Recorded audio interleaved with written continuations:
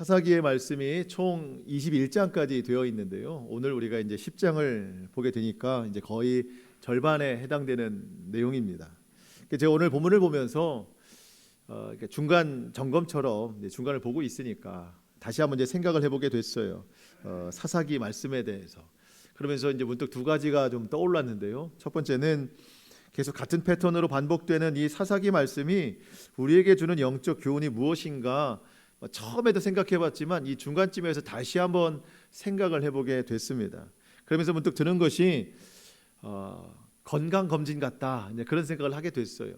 우리가 일정 기간을 놔두고 병원에서 이제 정기 건강 검진을 받지 않습니까?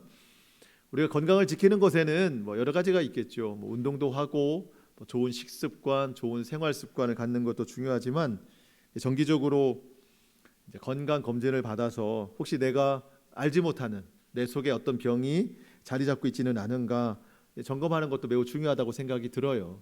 저는 사실 그동안 이 부분이 잘 되지 않았는데 이제 잘 하려고 이제 생각을 하고 있습니다.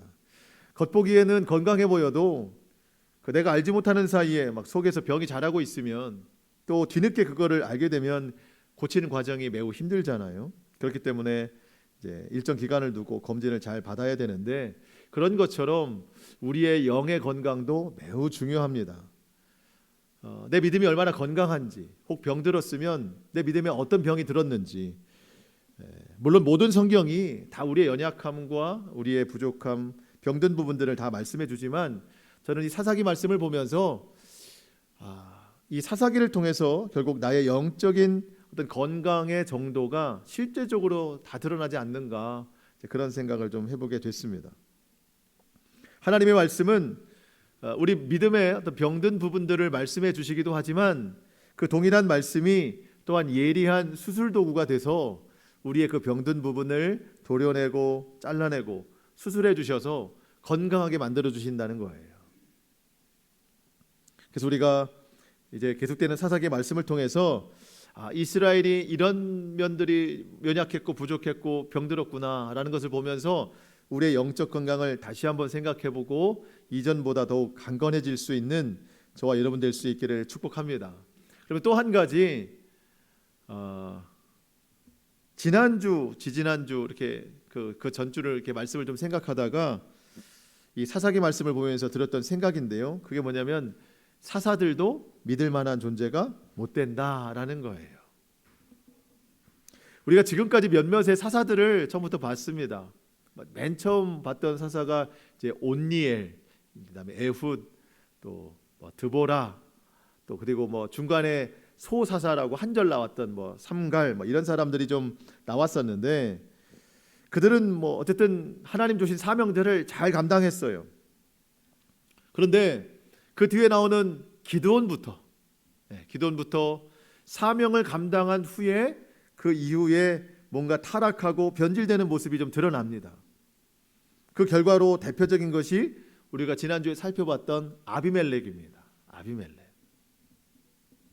물론 앞서 소개된 그 몇 명의 사사들 성경에는 참 잘한 것들만 기록이 되어 있지만 여러분 그들이라고 해서 다 온전하진 않았을 거 아닙니까? 그들도 시행착오가 있고 연약하고 죄 지은 것들도 있을 텐데 그렇지만 어쨌든 자신을 사사로 세우신 그 하나님의 뜻에 순종하자고 했던 면이 강했기 때문에 그런 면들이 기록이 된 것이고 그 뒤에 기록된 기드온부터는요 하나님의 뜻을 따른 시간만큼이나 자기 뜻을 따른 시간들이 또 길어지기 시작합니다. 그러니까 순종만큼이나 불순종도 길어지는 거예요. 그랬을 때 그 후에는 많은 죄악들이 이제 기록되는 것을 봅니다. 기드온 이후에 그의 아들 아비멜렉이 이제 다들 인정하지는 않았지만 어쨌든 이스라엘의 왕이라고 되어 있었어요. 아비멜렉이 허무하게 죽은 다음에 그 뒤로 이제 오늘부터 또 사사가 나열이 되는데 여러분 이제 보시면 아시겠지만 이 사사들이 처음과 달라요. 점점점 타락하고 점점점 변질되어가고 내가 생각했던 사사라는 직분이 맞나 싶을 정도로 악해지는 것들을 우리가 좀 볼 수 있습니다. 물론 그들도 사람인지라 그럴 수 있다 하지만 하나님께서 이스라엘을 구원하시기 위해 세우신 사사라고 하는 어떤 영적인 직책과 영적인 권위를 생각해 보면 너무 벗어나는 것 아닌가라는 생각들을 해보게 됩니다. 결국 이런 것들을 통해서 하나님이 저와 여러분에게 주시는 메시지는 분명합니다. 하나님만 믿어라. 하나님만 믿으라는 거예요. 사사들 하나님 앞에 구원의 도구로 쓰임 받을 때는 있지만 그들이 하나님은 아닙니다. 그들은 사람입니다. 하나님께 붙들려서 쓰임 받을 때는 구원의 도구로 잘 사용도 되지만 하나님 손에서 풀려나서 자기 뜻대로 살고자 하면 오히려 이스라엘을 더 악한 죄에 빠뜨리게 하는 큰 죄를 범하게 되는 사람들이었어요. 여러분, 사사는 믿을 만한 사람이 못 된다. 여러분, 이 세상 그 누구도 믿을 수 없어요. 오직 우리가 믿는 분은 하나님 한 분뿐이십니다. 사람은 믿을 만한 존재가 아니고 사랑해야 되는 존재예요. 오직 하나님 한 분만 믿습니다. 참고로 여러분, 저도 믿으시면 안 돼요. 저도 여러분 안 믿어요. 우리 서로 믿는 존재가 아닙니다. 우리 서로 사랑하는 존재예요. 우리 모두가 믿는 분은 예수 그리스도예요. 우리는 예수님만 믿어야 됩니다. 그래서 제가 사사기를 보면서 이 중간 정도에서 하나 교훈을 얻는 것은 사사시대, 이 사사기는 결국 사사가 없어야 된다. 결국 각자가 하나님 만나야 된다. 사사기의 주제는 사사가 없어야 된다.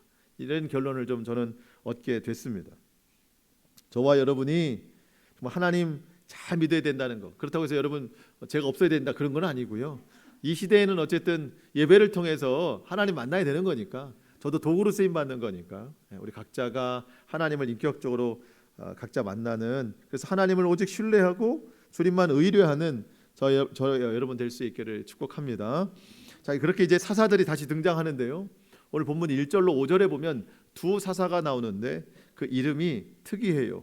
돌라 그리고 야일. 돌라와 야일이라는 두 명의 사사가 소개되는데 이들의 기록은 아주 짧아요. 짧아도 그 내용 중에 우리가 뭔가 좀 알 수 있는 내용들이 좀 있으면 좋겠는데 내용도 없어요. 짧은 데다가 내용도 없어서 이 사사들이 과연 잘한 사람들인지 잘못한 사람들인지 분간조차 할 수 없을 정도로 내용이 없습니다.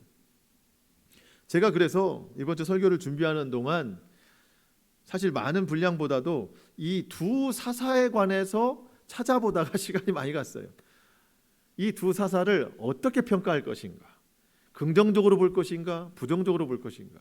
제가 여러 참고 서적을 보고 또 많은 목사님들의 그 설교를 좀 들어봤어요. 어떻게 해석하나 봤는데 아주 극과 극으로 나뉩니다. 긍정적으로 보는 분들이 있고 완전히 부정적으로 보는 분들이 있습니다. 제가 잠시 그 얘기를 좀 하려고 하는 거예요. 긍정적으로 평가하는 사람들은요, 아비멜렉 이후에 이스라엘이 평온한 때를 갔다가 이제 다시 타락하는 경우가 있거든요. 그러니까 이 중간에 평온한 때를 지냈던 사람이 이 돌라와 야일이라는 사사이니까, 그러니까 이 사람들은 그래도 하나님 앞에 잘한 사람들이다. 그렇기 때문에 평온의 시간을 갖지 않았는가라고 긍정적인 평가를 하는 사람들이 있고, 또 한편으로는 아비멜렉 이후에 계속해서 사사들이 타락해가는 가운데 그 중간에 끼어있는 이 돌라와 야일도 타락해가는 과정이다 라고 해서 부정적인 시각을 갖는 사람들도 있더라고요. 그것의 근거가 된 것이 4절입니다. 4절. 여러분 보시면서 이 4절을 어떻게 해석하시겠어요? 이 야일이라는 사람에 대한, 사사에 대한 소개인데요. 4절 제가 읽어보겠습니다. 사사에 대한 기록은 없고요, 사생활만 기록이 되어 있습니다. 그에게 아들이 30명이 있어 어린 낙이 30을 탔고 성읍 30을 가졌는데 그 성읍들은 길르앗 땅에 있고 오늘까지 하봇 야일이라 부르더라. 자, 이거 가지고도요 잘했다 못했다가 나뉩니다. 자, 그에게 아들이 30명이 있었습니다. 30명. 여러분, 기드온에게 아들이 몇 명 있었는지 아세요? 70명인데 한 명이 70명을 죽였으니까 결론적으로 보면 71라고 볼 수 있는 거잖아요. 70명의 아들이 다 죽었어요. 근데 지금 30명의 아들이 다 살아 있어요. 그러니까 이거는 평온한 때다라고 보는 사람들이 있는 거예요. 악한 때는 다 죽지만 평온한 때는 다 살아 있다. 그 야일이라고 하는 사사가요, 자기 아들 30명에게 어린 나귀 하나를 다 줬어요. 여러분, 이 당시에 나귀는요, 오늘날 여러분들이 지금 생각하는 제일 갖고 싶은 승용차 이름과 맞먹는 거예요. 가장 비싼 승용차. 그 당시에 나귀 한 마리 값이 그랬다는 거예요. 그러니까 부유한 사람이 아니면 나귀 한 마리를 가질 수 없는데 아들에게 하나씩 다 줬다는 겁니다. 그러니까 나귀는 평화를 상징하고 그만큼 풍요를 경험하는 때였기 때문에 안전한 때였다라고 해석하는 사람들이 있다는 겁니다. 이 한 구절 가지고도 부정적으로 해석하는 사람들이 있는데요. 그게 뭐냐면 아들이 30명이다. 한 어머니가 아닐 것이다. 야일에게는 여러 부인들이 있을 것이다. 이 당시에 부인이 여럿이라고 하는 건 타락했다는 뜻이거든요. 그리고 그 아들 30명에게 나귀 하나씩을 다 줬다. 승용차 하나씩을 다 사줬다. 그만큼 부를 축적했다는 거예요. 하나님의 뜻보다 자기 욕심을 차렸다는 겁니다. 그리고 성읍이 30인데 아들 하나씩에게 다 나눠줬다는 겁니다. 그러니까 그곳 이름을 하봇 야일이라 불렀다. 오늘날로 야일 타운이 된 거예요. 야일의 어떤 그 지역이 된 겁니다. 그만큼 독재, 권세, 권력을 다 누렸다. 이렇게 해석하는 사람들도 있어요. 여러분들은 어떠세요? 야일이 잘한 것 같으세요? 못한 것 같으세요? 저도 분명하면, 이 뜻이 분명하면 저도 한쪽 방향으로 이렇게 여러분에게 말씀을 드릴 것 같은데 이게 너무 분분해가지고 마치 이 해석의 책임을 설교자한테 돌리는 것 같아요. 저한테.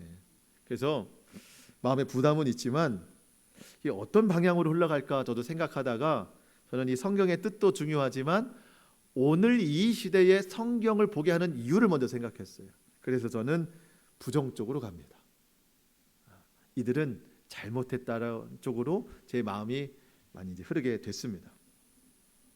그러면서 그런 생각을 가지고 이 두 명의 사사를 보는데 마치 교회의 모습이 생각이 나는 거예요. 오늘날 교회의 모습. 여러분, 사사로 세워졌으면 그 기록된 내용들이 하나님의 뜻을 따라서 그 소명을 감당한 것들이 기록이 되어야 되는데 그런 내용은 없고 자기 부를 축적한 거, 자기 권세를 내세운 거, 이런 것들만 내용이 기록이 됐다는 것은 사실 그게 중점이 됐다는 뜻이거든요. 자, 오늘날 교회의 중점이 무엇인가? 하나님께서 교회를 세우신 목적은 구원하라고, 주의 사랑을 나타내라고, 십자가의 능력을 나타내라고 교회를 세우셨는데 어쩌면 오늘날 교회가 그러한 하나님의 뜻보다 교회의 욕심을 채우는데 더 중점을 내고 있는 것은 아닌가? 여러분, 교회에서 제일 중요한 이름은 누구예요? 예수님이시잖아요. 예수님 이름만 드러나야 되는데 어쩌면 오늘날 예수님 이름보다 교회 이름이 더 드러날 때가 많잖아요. 교회에서 드러내야 될 빛은 결국 예수 그리스도 십자가예요. 그 십자가의 빛이 드러나야 되는데 요즘은 교회의 어떤 외적인 것이 더 자랑되고 더 드러나는 때도 많이 있습니다.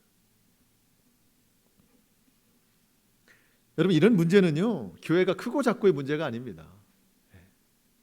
큰 교회만 문제가 있는 게 아니고 작은 교회도 마찬가지예요.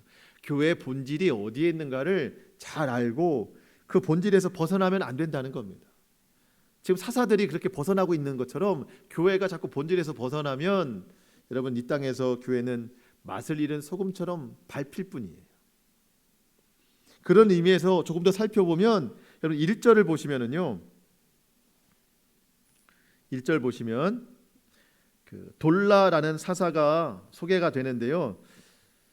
아비멜렉의 뒤를 이어서 이사갈 사람 도도의 손자 부하의 아들 돌라가 일어나서 이스라엘을 구원하니라.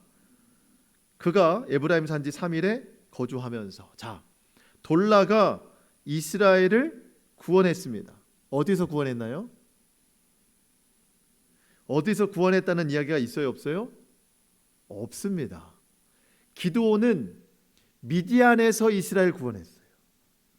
그러니까 지금까지 그 사사들은 어떤 이방족 속에서 이스라엘을 구원했다고 나오는데 돌라는 그런 내용이 없고 그냥 이스라엘을 구원하니라 그랬습니다. 그러면 도대체 어디서 구원을 했다는 것인가? 영적으로 보면은요, 아비멜렉 이후에 타락하고 죄악에 가득한 이스라엘을 영적으로 구원했다는 뜻이에요. 영적으로. 어떤 이방 나라에서 구원한 것이 아니라. 저는 오늘날 교회가 4절과 같이 하나님 뜻보다도 자기 욕심 채우는 일에 집중을 둔다면, 여러분, 우리 교회의 사명은요, 세상 밖이 아닙니다.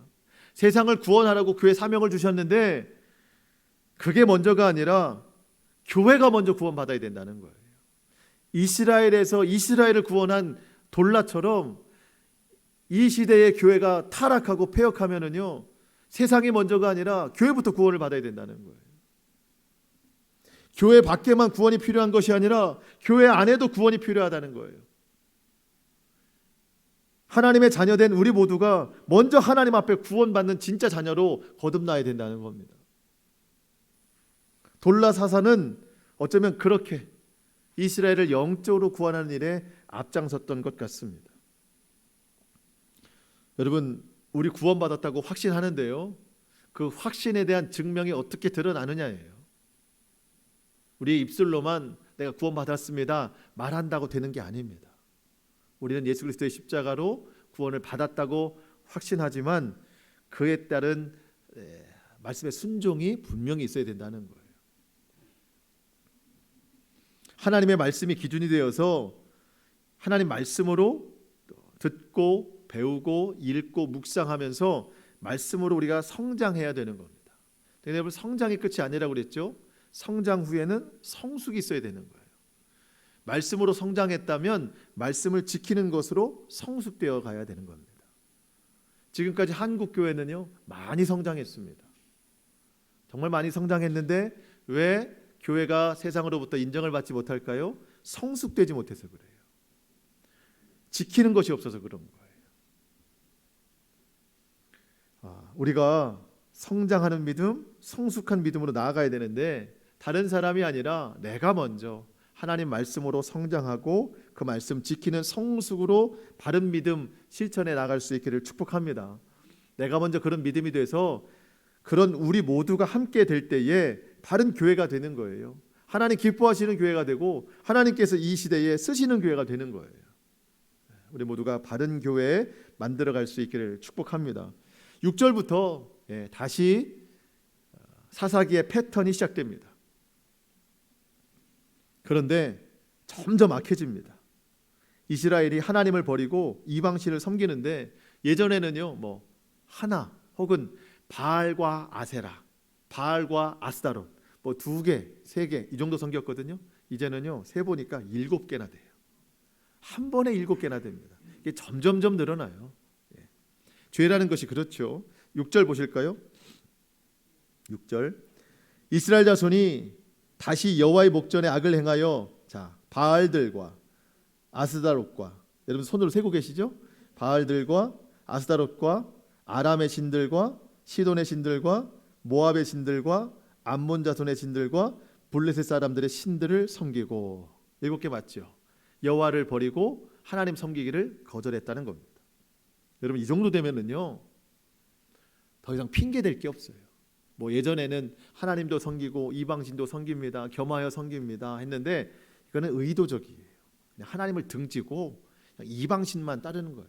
하나님 백성 되기를 포기한 거예요. 여러분, 그런데 조금 더 특징이 있는데요, 이 7개 지역, 7개 족속의 각자의 신들 7개를 지금 따르고 있다는 얘기잖아요. 근데 이 7개 나라, 7개 족속의 위치가 참 특이합니다. 위치가 아람의 신과 시돈의 신 이렇게 했다고 하잖아요. 이 아람과 시돈은 지금 이스라엘이 거주하고 있는 가나안 땅. 여러분, 가나안은 이스라엘 현재 지명의 옛 이름입니다. 그러니까 지금 이스라엘이 살고 있는 땅이 가나안 땅이에요. 그때부터 지금까지 살고 있는 건데 지금 지명은 이제 가나안이니까. 아람과 시돈은 가나안의 북부 지역에 있습니다. 위쪽에 있어요. 블레셋, 이제 다음 사사인 삼손이 싸워야 될 이 블레셋은요, 이 가나안의 남서쪽에 있습니다. 남쪽과 서쪽에 있어요. 그리고 이제 오늘 이스라엘 공격하는 암몬 자손, 이 암몬 자손은요, 요단 동편에 있습니다. 동편. 자, 그래서 처음에는 어디요? 북쪽, 그다음에 남쪽, 서쪽, 동쪽, 사방에 있다는 거예요. 자, 여러분, 가나안, 이스라엘을 가운데 두고 사방에 이방 족속이 있다는 게 잘못된 건 아닙니다. 그렇게 살 수 있잖아요. 그 이방 족속들이 자기 신들을 각자 7개를 믿고 살고 있다는 게 잘못된 건 아닙니다. 그럼 뭐가 잘못이에요? 이스라엘이 그들과 화친하는 게 잘못된 거고, 그들의 신들을 갖다가 섬기는 게 잘못된 거예요. 여러분, 우리가 살아가는 이 시대도 마찬가지. 여러분, 사방이 다 우상입니다. 사방이 다 우상이에요. 갈수록 우상의 종류들이 많습니다. 여러분, 예나 지금이나 우상의 1등 자리를 놓지 않는 건 돈입니다. 부동의 일이에요. 물질은 영원토록 누구에게나 우상이 맞습니다. 아니라고 해도 다 그래요. 그다음에 제 생각에는 한 2등 정도 되는 게 성공 우상.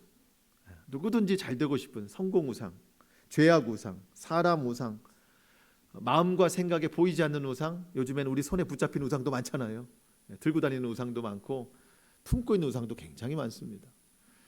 혼자 있을 때 찾아오는 우상도 있고, 여럿이 있을 때 함께 섬기는 우상도 있고, 교회 안에 우상도 있고, 가정 안에 우상도 있고, 직장의 우상도 있고. 여러분, 사방 천지가 다 우상이에요. 어느 때나 어느 곳에든지 모두 다 우상들이 우리를 둘러싸고 있습니다. 여러분, 우상이 나를 둘러싸고 있다는 자체는 나쁜 게 아닙니다. 그게 잘못된 게 아니에요. 내가 그 우상들을 겸하여 섬기고 있는 게 잘못되는 것이죠.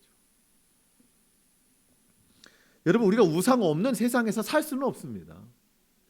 모든 게 다 우상이지만 그 많은 우상들 속에서 내가 넘어가지 않고 어느 때나 어디에서든지 그 모든 우상들과 싸워 나가는 것이 우리가 치러야 할 가장 큰 영적 전쟁입니다. 우리는 내가 좋아하는 정도, 관심 있는 정도라고 생각해요. 우상이라고 생각하지 않아요. 이 정도. 그래서 요즘은요, 문화와 이 상식, 이 선에서 우상이라는 것과 아주 접경 지역에 있거든요. 누구나 다 하는 것, 이 정도는 상식, 이것이 우상이라는 것과 거의 매치가 되어 있어서 가볍게 넘길 때가 많이 있습니다. 근데 여러분, 하나님은 분명히 말씀하셨어요. 그런 정도로 우리가 안심하면 안 된다는 거예요. 우상이 우리를 삼킨다는 거예요. 우상이 우리의 올무가 된다는 겁니다. 몇 번 반복된 말씀인데요, 사사기 2장 3절에 그러므로 내가 또 말하기를 내가 그들을 너희 앞에서 쫓아내지 아니하리니. 그러니까 하나님이 다 쫓아내라고 그랬는데 남겨둔 족속들 하나님도 쫓아내지 않겠다 하셨어요. 왜 그런가? 그들이 쫓아내지 않는 이방 민족들이 너희 옆구리에 가시가 될 것이고 그들이 믿는 신들이 너희에게 올무가 되리라. 우상, 그들이 믿는 우상이 이스라엘에게 올무가 된다는 겁니다. 오늘 본문에 그 말씀이 그대로 이루어졌어요. 7절 8절 말씀 보실까요? 여호와께서 이스라엘 자손에게 진노하사 블레셋 사람들의 손과 암몬 자손의 손에 이스라엘을 파셨습니다. 그래서 8절, 그 해에 그들이 요단강 저쪽 요단 동편에 있는 길르앗에 있는 아모리 족속 땅에 있는 모든 이스라엘 자손을 다 쳤습니다. 18해 동안 억압했어요. 9절에 보니까 요단 동편만 있는 게 아니라 이제 가나안 지역으로 넘어와서 유다, 베냐민, 에브라임 족속, 강한 민족이 강한 족속들이거든요. 이들을 고통 가운데 빠지게 했다는 거예요. 왜 이렇게 했을까요? 하나님께서 이스라엘이 가지고 있는 7개의 우상들을 다 제거시키려고 하는 거예요. 여러분, 우리가 하나님 나라 들어갈 때, 천국 갈 때 뭐 하나 가지고 가죠? 믿음 하나 가지고 갑니다. 믿음 하나 가지고 가요. 아무것도 가지고 가지 않습니다. 오히려 가지고 있는 게 있으면 못 들어가요. 그렇다면 주님 다시 오시는 그날까지 우리 육체의 호흡을 하고 사는 동안 우리가 해야 될 게 뭘까요? 믿음 하나 남기고 다 내려놓는 삶을 살아가야 되는 거예요. 그 주님 오실 때까지.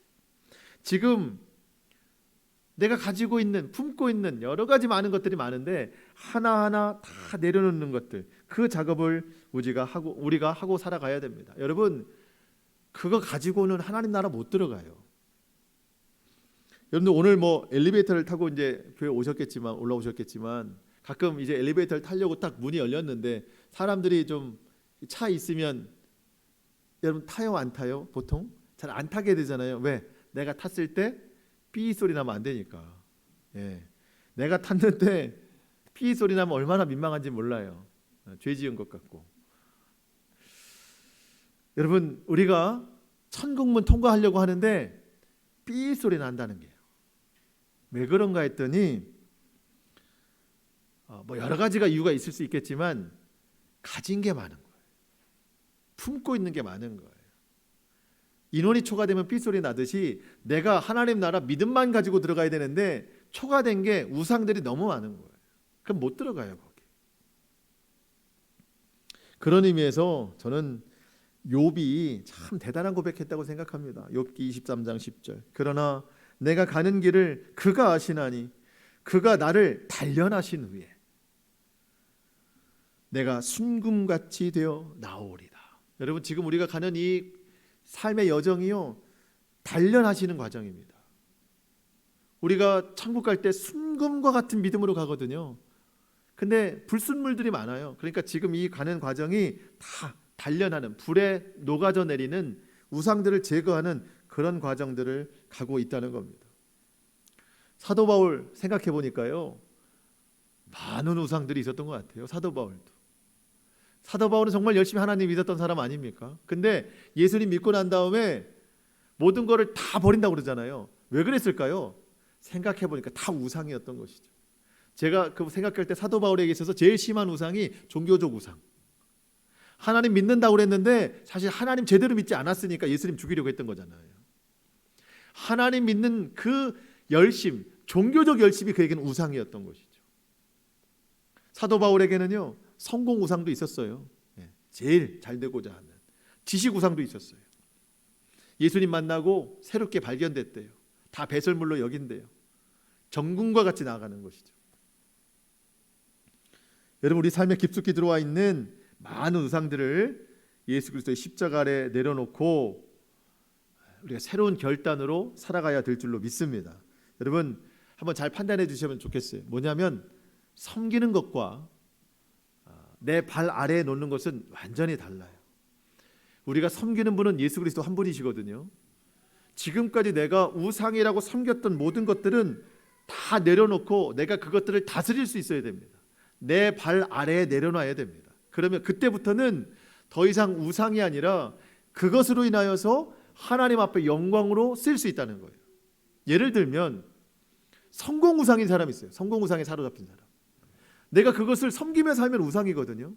근데 내가 그것을 다스릴 수 있다 생각하면 왜 내가 그토록 성공하려고 했던가, 그 위치에서 내가 뭘 하려고 했던가, 결국 하나님의 영광을 위해서 내가 살아간다고 하면 입장이 달라지는 거죠.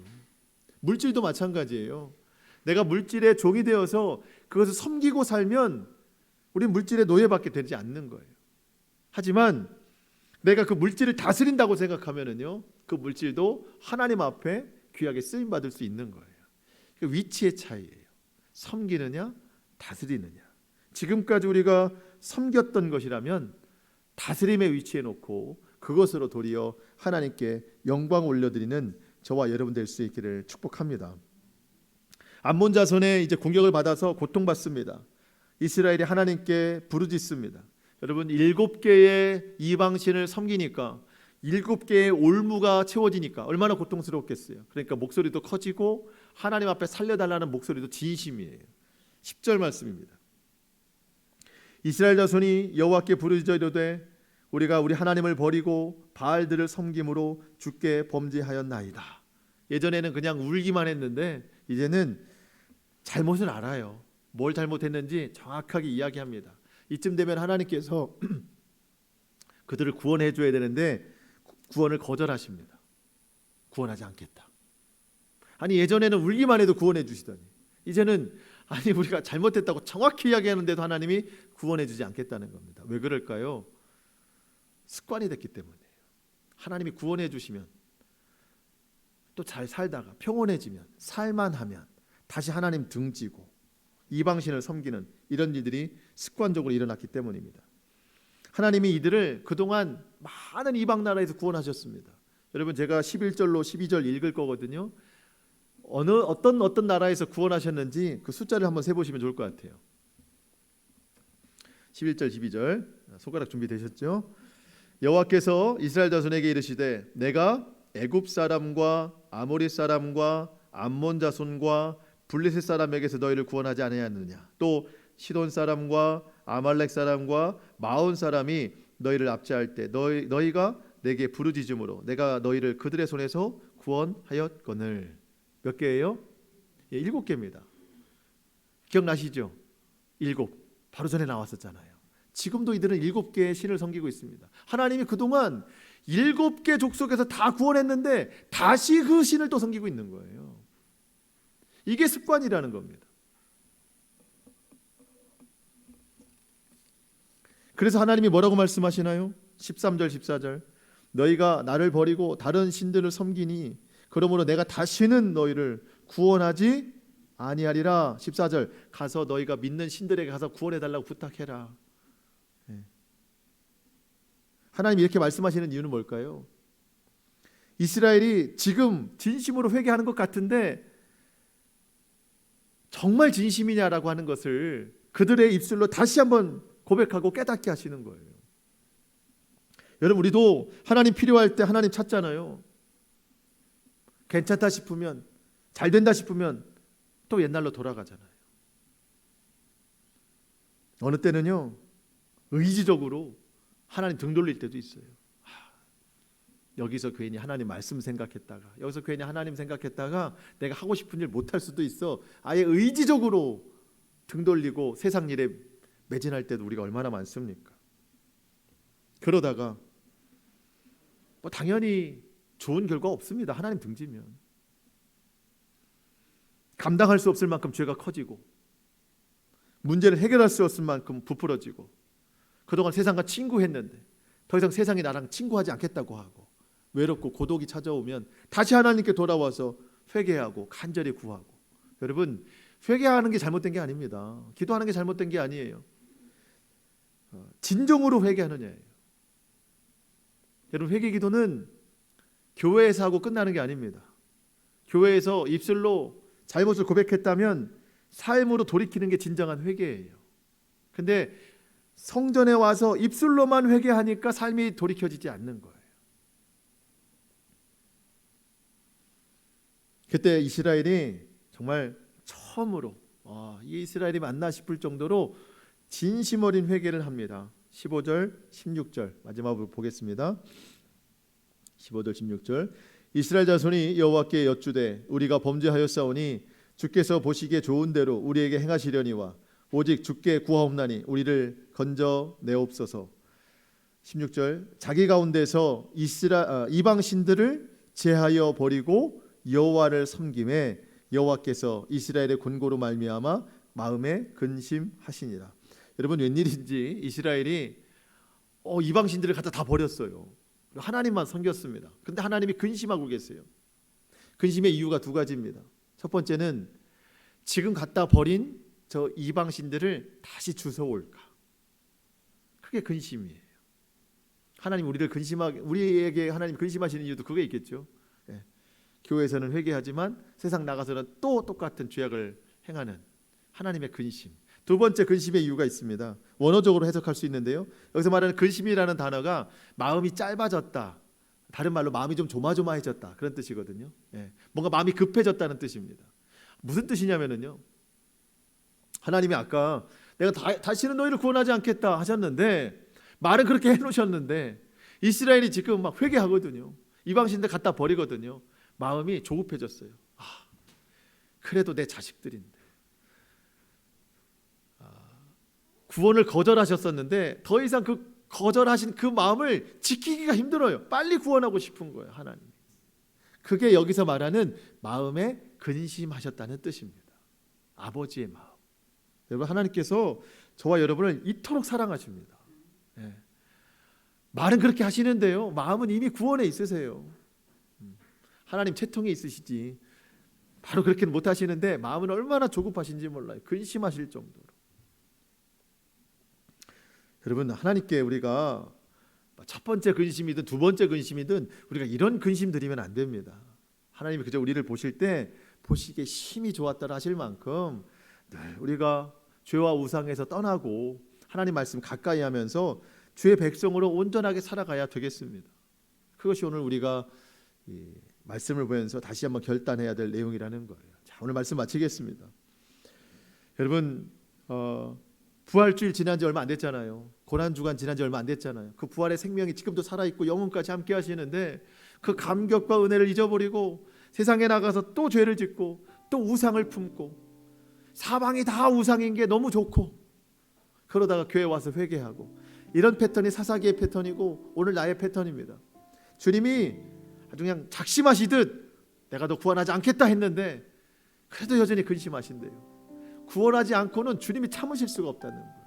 우리가 이 주님의 사랑의 마음을 깨닫고 오직 주께 구하옵나니 주님 나를 건져내 주시옵소서, 이 간절한 기도가 삶에 동일하게 역사될 수 있도록, 그래서 내가 주님 안에, 주님이 내 안에 거하는 순종과 성숙의 삶을 우리가 온전히 살아낼 수 있기를 주님의 이름으로 축복합니다. 아멘. 함께 기도하시겠습니다.